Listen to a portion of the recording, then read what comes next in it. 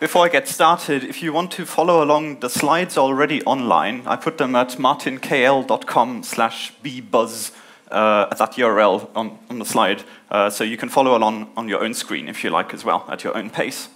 So, anyone here know about change data capture already? Could you just raise your hand? Okay, so maybe 20% or so. This is an idea that's actually really simple. And it's really powerful if you build systems based on this idea.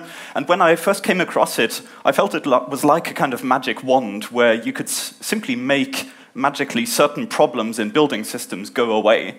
And maybe that's overselling it a bit, but I'm still quite excited about it and find it surprisingly not that well known. So hopefully I can bring across some of the excitement for that and also show the details of a practical, concrete implementation that I open sourced last month. Anyway, so I'm Martin Kleppmann. I used to work at LinkedIn doing large-scale data stuff.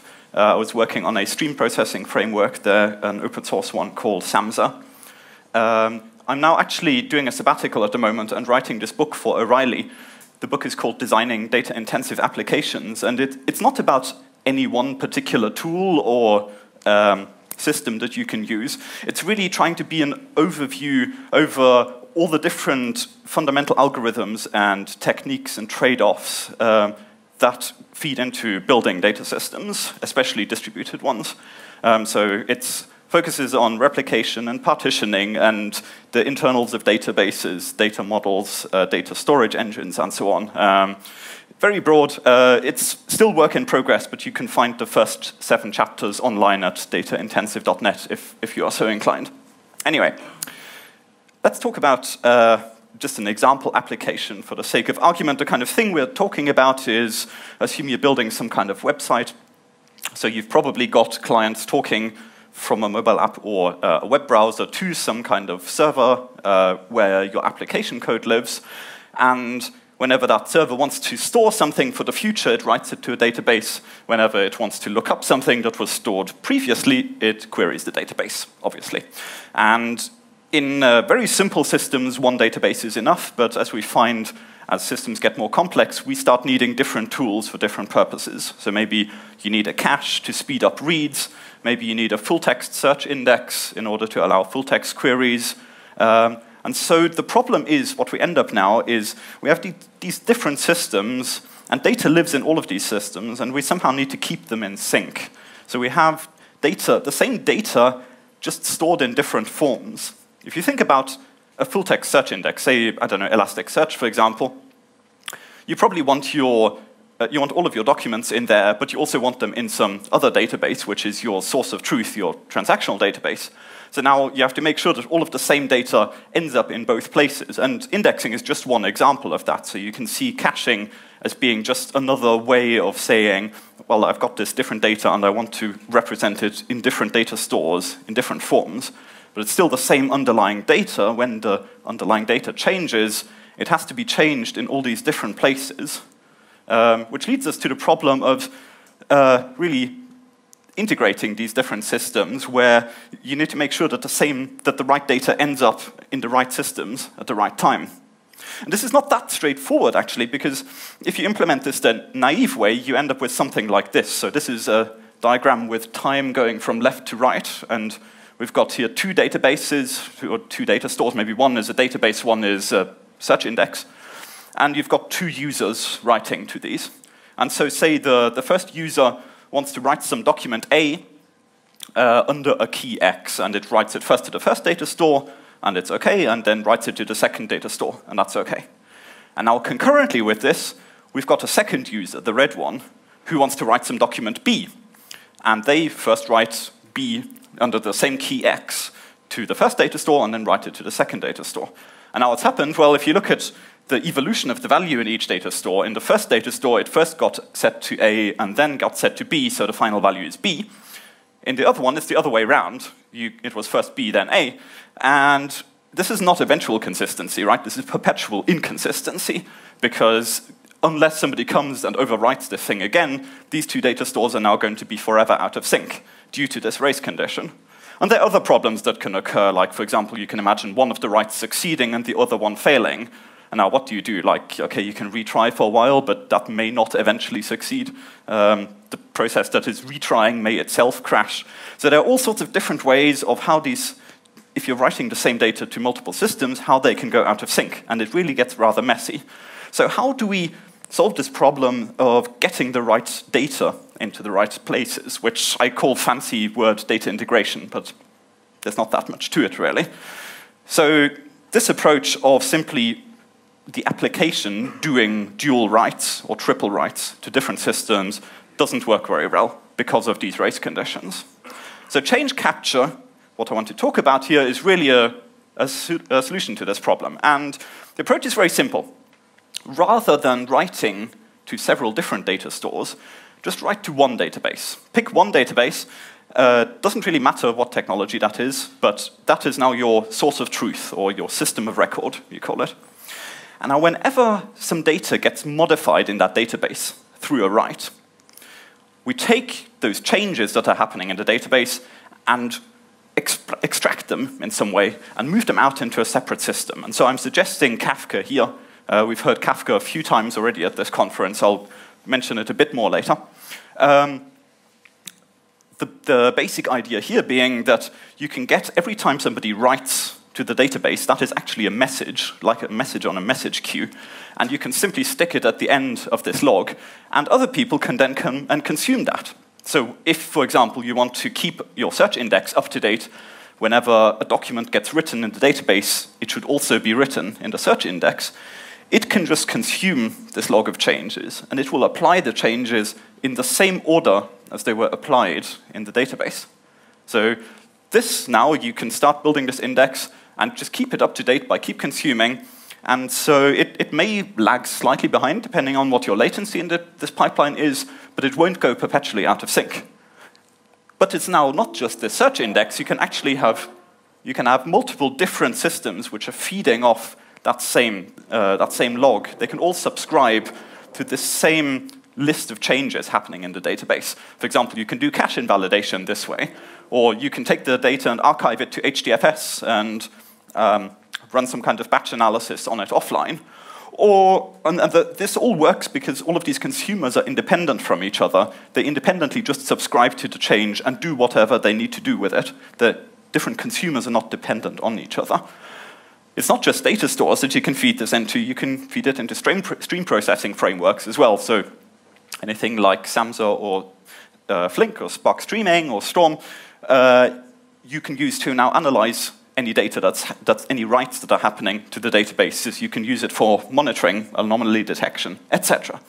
So I wanted to implement a practical example of this, and did so using Postgres as the source database. Now, in principle, you could do exactly the same ideas with any database. Postgres is interesting here because it launched a new API in Postgres 9.4, which came out last December. So the basis on which it's building is fairly new. And this new API is called logical decoding, which I'll explain in a moment. And it allows change data capture to be implemented in a nice way. So it actually makes quite a nice example proof point of what this kind of system can look like.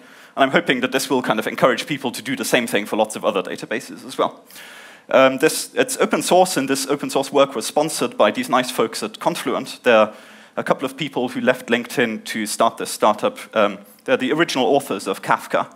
They're very smart, very nice people, and they're building now a kind of commercial distribution around Kafka. So they allowed me to work on this, which is very nice. Thank you, Confluent. The basic idea of how the system works, I call it bottled water, for example. By the way, I forgot to mention that, which is kind of a stupid pun on taking data streams and packaging them up in a format that's kind of nice to transport around. So the way this works is you have a Postgres database, and bottled water consists of two main parts. One part is a little plugin which sits inside the database server. So that may sound a little bit scary because you're actually running code inside your main database server. At the moment, there's no way around that. Maybe at some point in future there will be. But for now, the way this works is this plugin hooks into an API in the database, which receives callbacks every time a row is inserted, a row is updated, a row is deleted, whenever a transaction starts and a transaction commits. And that's all you need. This plugin can now take this, and it can use all of the internal Postgres functions to format the data nicely, and formats the data into some way that you can send it over a network connection. And now the second part is a client daemon which connects to the Postgres database. It gets a snapshot of the entire contents of the database, and then it also hooks into this stream of writes happening live. Every write that happens, every insert, update, or delete at a row level gets encoded. It's using Avro as the encoding format here at the moment. And all of those writes that are happening are then pushed out to Kafka. And so it's using Kafka as the mechanism for other parties then to subscribe to the stream of activity happening. So anyone who wants to consume this can then just consume from Kafka. You've just got this bottled water kind of acts as this bridge between the Postgres world and Kafka. It would be possible to, instead of using Kafka, just use it as a kind of embedded library that you build into your process, that you load into your process, like through JNI or something like that. That would work just as well. The other thing that it does, actually, it integrates with an Avro schema registry. There's a bit of a fine detail about how Avro, the serialization format, works. But it has a statically typed schema which can be evolved. So if you add a column to a table, for example, this can be represented as an Avro schema evolution. It's not, it can maintain backwards compatibility that way. The nice thing about schemas here, well, Avro is a very nice format. I like it much more than JSON, for example, because, say, it distinguishes between integers and floating point numbers properly, which JSON doesn't, and various other issues with binary strings and such like. So Avro works very well. It's very compact, very fast, language neutral, and so on. And this client daemon here registers the schemas. So the schemas are actually derived from the Postgres database. It simply looks at the tables that are there and automatically translates a Postgres table into an Avro schema. So it's very low overhead to set this thing up. It just works.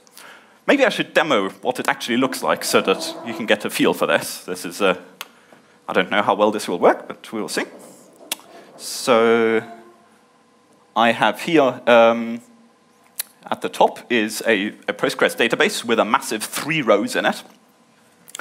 And you can see it's got 3 columns in this table, and it's quite straightforward. And now what I'll do in this other window here is I will start a Kafka consumer. And so this Kafka consumer, it also integrates with the Avro schema registry. So it does a nice thing of, the Avro encoded data is actually binary, and so it's a bit of a pain to read. But it can be transformed into a sort of semi-human readable JSON kind of right at the end, at the output stage. And for that, it takes the schema from the registry, parses the Avro data, and prints it out here as JSON. So right now, there's nothing happening yet. So I will now switch over to bottled water. So bottled water this is the client here. The little plugin is already installed in the database server. And this is just a command line tool which you run, and I'm going to run it and simply give it my Postgres on localhost and the database name. So I run that, and you can see here it has captured a consistent snapshot of the database, and it has registered some schemas, and then it says, oh, the snapshot is complete, and now it's streaming changes. So if I switch over back to here, oh, look, the Kafka consumer has found some stuff. In particular, you can see that it's taken a dump of the database contents here. So it's got a key and value, and it's exported the 330, 30 as word, 110, etc. So each row here is a message in Kafka, which is taken from one row in the original database. And now I can, I don't know, let's try insert a row, for example, here, 440, insert it, and then it appears at the bottom. So this has actually gone from Postgres through bottled water, through Kafka, and back out into the Kafka client. And I can update stuff, set foo equals 30 in all caps, where ID equals 3, say, and I do that, and I've now got this 30 in all caps appearing down here. So it works, on a very small database at least. So there are a couple of interesting things to talk about in the internals of how this works. So maybe I can just convey some of the interesting details there. One question is this consistent snapshot and stream of changes. How do we make this work? So imagine this is an operational database, so you've got people writing to it all the time, and of course reading from it all the time as well, but the writes are the difficult bit. So people are constantly writing to this database, and we somehow want to build a new search index from that, for example. How do we do that? The first thing is we take a consistent snapshot of the entire database. And now, in a large database, this might take a few hours, so we don't want to lock the database for updates during that time. We certainly have to be able to continue processing writes while that snapshot is happening.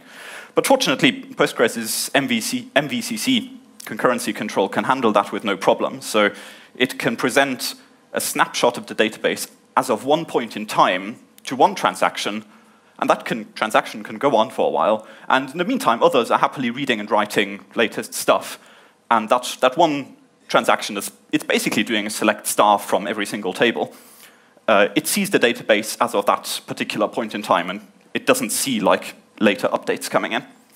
So that snapshot will dump the entire database and write all of that out. Every single row becomes a message to Kafka. So you've dumped a whole lot of messages into Kafka in one go.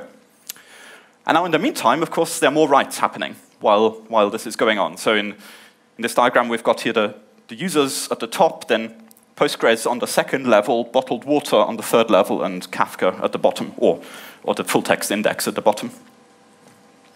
So fortunately, the way Postgres implements this is actually very nice. This is not really bottled water's work, it's just the way that Postgres provides this API. It actually queues up all of these changes that have happened here. So even if the snapshot takes a couple of hours, that's not a problem. It's not going to miss any writes, because any writes will simply remain there in the log. And then when the snapshot completes, it's going to catch up on all of those writes that it missed in the meantime. So it's not actually going to miss any writes. It'll just catch up on them when the snapshot is done. So it then quickly churns through that backlog of writes that happened. And when that is done, it can relax. So from that point onwards, simply every write to the database gets picked up by bottled water, gets sent out to Kafka, gets picked up by the subscribers, and does the whole thing within fairly low latency. Like just now in that example, you saw it's about a second or so. You could probably tune that down lower if you fiddle with the settings a bit. Should we talk a bit about transactions and concurrency, because that's kind of an interesting area. So that's where the race condition that I mentioned at the beginning, that's the problem we had. Yet another time diagram here. So in this case, we've got two users. They are concurrently writing to a database. What does bottled water do of this? So in this case, we've got the first user, which is writing A equals 1 and B equals 2, and then committing. And it's doing that within one Postgres transaction. So this happens atomically from the point of view of everyone involved. In particular, we have to make sure that it remains atomic from the point of view of anyone consuming these streams downstream as well. So now a second user concurrently is writing x equals 3, y equals 4, and committing that too, and it's doing that within some other transaction. Now, again, Postgres actually does this wonderfully well. What it provides us here in this API, this plugin API, is that these writes are only seen by bottled water at the point when the transactions commit. So even if here the x equals 3 actually happened before any of the transaction 1, that write actually won't be visible to bottled water right until that red transaction here commits. And at the point where it commits, then it gives us all of the writes from that transaction in one nice convenient package. So what Postgres is actually doing here is reordering the writes to be consistent with the commit ordering. It's got an internal thing called a reorder buffer to do exactly this. And it's super handy because it means that, for example, if a transaction aborts halfway through, then actually bottled water hasn't even seen any writes from that transaction. So there's nothing to roll back or anything. It just hasn't even happened. So this ordering by commits is also super important for any downstream systems, of course, because you have to apply the writes in the same order as they were committed to the original database. Otherwise, we get inconsistencies. I'll maybe introduce Kafka briefly. So we've had it mentioned in quite a few talks already, so I don't need to say very much. Basically, You can think of it as a message broker. There are various processes which can dump data into it. It's quite often used for kind of clickstream events, for example, where each event is the fact that a particular user at a particular time loaded a particular URL, something like that.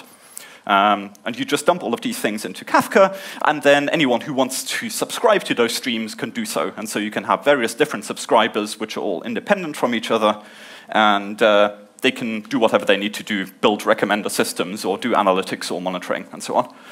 More interesting than this is actually how Kafka is implemented internally, which is actually very different from, say, the AMQP-based message brokers like RabbitMQ or ActiveMQ or JMS, those types. Kafka has quite a different model here, which actually works really nicely in conjunction with change data capture. And Kafka was actually designed with this kind of thing in mind, so it's not a coincidence. You can think of Kafka as basically append-only files. So whenever you publish a message to Kafka, when a producer publishes a message, it simply gets appended to the end of one of these files. And these are literally memory-mapped files on disk, replicated across multiple broker nodes.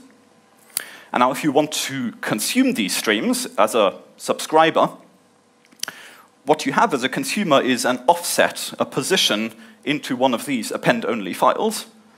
And you only ever read messages in these files sequentially. So it's very much like just opening a file pointer to a file on your local disk and sequentially reading byte by byte, except this is message by message. And because you're reading sequentially and this offset into the file is monotonically increasing, it means that a consumer can keep track of its own offset.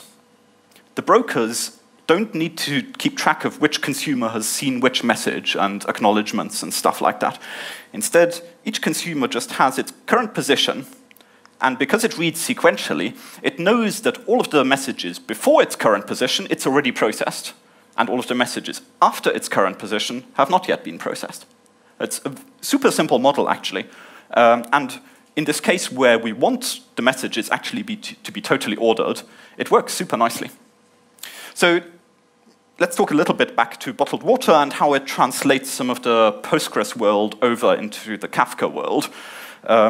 So there's some flexibility of changing these decisions, but this is kind of the way it's working right now in the open source release. Whenever you have a table in Postgres, that turns into a topic in Kafka, which is kind of the unit at which you can subscribe to messages. The DDL, the form of a table in Postgres uses schema to mean something completely different, confusingly. So the DDL in Postgres, the definition of what the tables look like, is translated by bottled water automatically into an Avro schema, as I mentioned. And now every time a row is inserted or updated in a table, that turns into a message in Kafka where it takes the primary key of that row as the message key in Kafka. In tables which don't have a primary key, there's some extra contortions, but assume for now that everything has a primary key. Similar thing goes for an update. What it simply does is it logs the new entire row for a particular primary key. So the message in Kafka is simply the primary key, and the value is all of the columns of the new row, new version of that row that was written.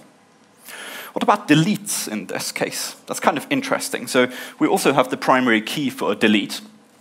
And in this case, what bottled water does is it sets the value of the message in Kafka to null. This is actually a special null is a special message value that has special handling in Kafka. The way it's special is in the context of log compaction. So log compaction is this interesting feature of Kafka that many have not actually heard of. But it works if you have messages in this kind of key value model. So if you just have clickstream event data, then compaction doesn't make any sense. But if you have this kind of key value model where, in this case, you can think of this as the key here is A, B, or C, and the key indicates the primary key of the row that was written, and the value is the new value of the row that was written. So in this case here, A was set to 42, then B was set to 21, then A was set to 44, and so on. And so notice here that you only really need the most recent value for a given row. It's like a key value store updating a particular key in place, overwriting it with a new value. You only really need the latest value. So for a given key here in the sequence, you actually only need the latest message with a given key. And so if you turn on log compaction in Kafka, it's actually allowed to throw away some of the messages. If Kafka has seen a later message with the same key, it's allowed to throw away that message. So it keeps only the most recent message for a particular key. But that most recent message for a particular key is kept indefinitely. It doesn't get thrown away. So unlike the standard Kafka thing where it retains messages for a week or something like that and then just throws them away, with log compaction it doesn't do that. It keeps them forever if there's no new message with a certain key. Except if you send a message with a key that exists and a null value. And that null value that I mentioned earlier, that deletes get translated into, that null value is a sign to Kafka that it's allowed to completely forget about that particular key. So when the next round of log compaction happens, it will simply forget about that. And the very nice thing with this is now that because if you keep updating the same key, or if you insert some stuff and then delete it again, it'll eventually disappear. That history will disappear from Kafka as well. So even though every single write was replicated out to Kafka, at the end, the size of the Kafka log is only the size of the database. So if you can keep the database on disk without running out of disk space, you can also keep it in Kafka without running out of disk.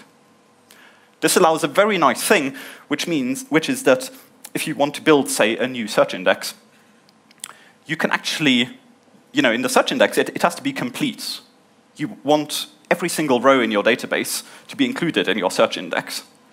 So if you want to build a completely fresh index, you need to have some kind of dump of the entire database.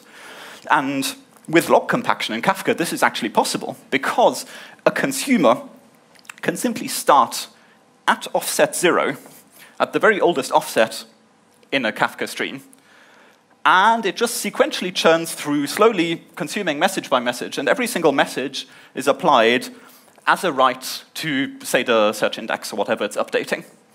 And maybe there are multiple messages with the same key, in which case the later ones overwrite the earlier ones, no problem. And eventually, after churning through this for a while, it reaches the head.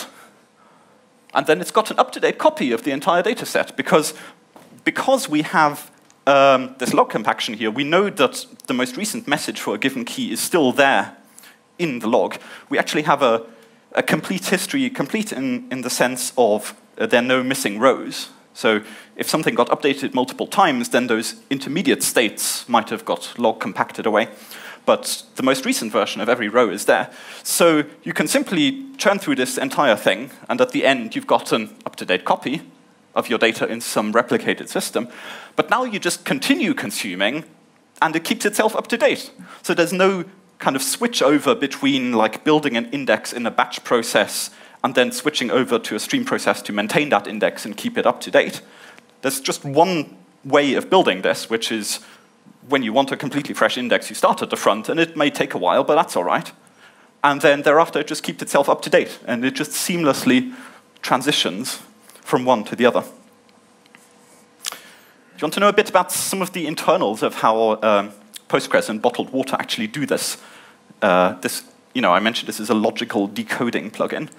I will just briefly explain how that works. So the reason Postgres has managed to only launch this last year, even though Postgres, of course, has been around for a very long time, the reason for that has to do with the internal data structures that Postgres uses for storing its data and for replicating its data. So you probably know what a Btree is. It's the most common type of index in a lot of, certainly, relational databases. So you've got this kind of tree structure, and by following the pointers from one block to the next, you can find the particular record that you're looking for. Now, what happens if you need to update an index? If you're inserting some value, for example, if it doesn't fit in an existing block or page of this index, you might have to split it in two, and so now you have to write several of these pages as kind of one atomic unit. If you think about what happens if the database crashes after it's updated only some of these pages of the B-tree, well, you've got a corrupted B-tree. So that's not a nice situation to be in. But of course, people figured this out decades ago, and they introduced the write-ahead log. And the rule of a write-ahead log is that before you make any changes to your disk structures of the actual database contents, if you want to change a page of a B-tree, for example, you have to first write it to the write-ahead log. The write-ahead log is basically this log of changes saying, indicating your intent of what you're about to update in some of these internal data structures. And only once the write-ahead log has hit disk and it's been f-synced, only then are you allowed to go and modify the other disk pages. And this means now if the database crashes while writing the log, then your actual data structures haven't yet been modified, so it's fine. And if the database crashes while modifying the B-tree, then the log contains the information of what changes were about to happen, and so you can recover.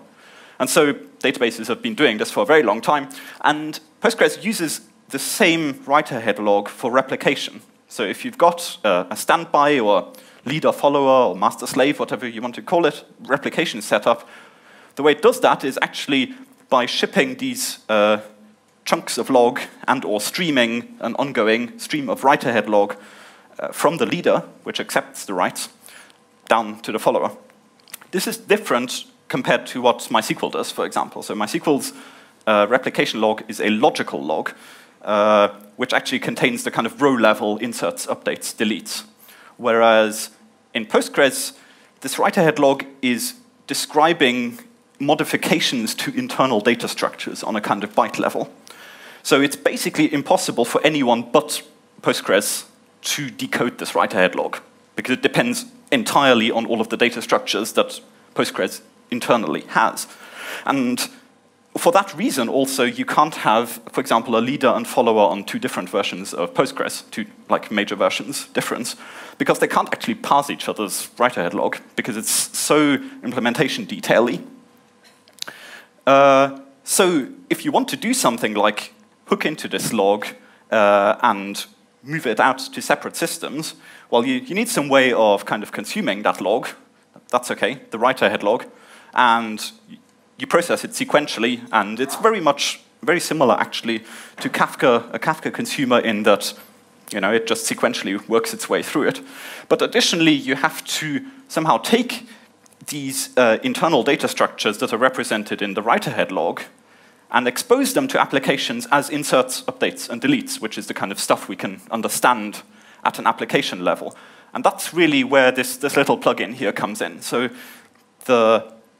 what logical decoding here means is take the write-ahead log, which describes the physical modifications to the data structures on disk, and decode it into these logical, i.e. insert, update, delete type events, which make sense to an application. And then there's a plugin which can take those events further, which are callbacks, and turn them into bytes on a wire.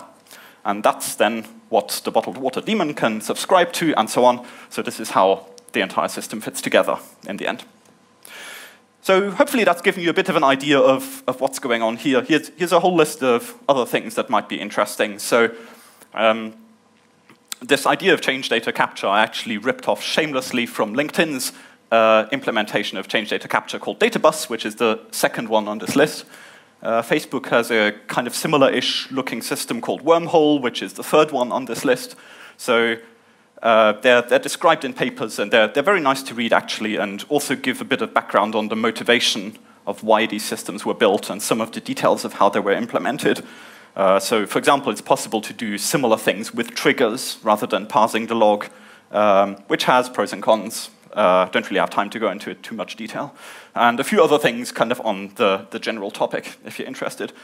So if you want to take a look at bottled water, it's very much alpha stage software. I wouldn't recommend it for production use yet. But it's kind of there. I think the code is not too shabby. Well, you saw it working just now. It's open source at this URL on GitHub. There's also, again, the link to the book if you're interested in that kind of thing. And I believe we still have a few minutes for questions.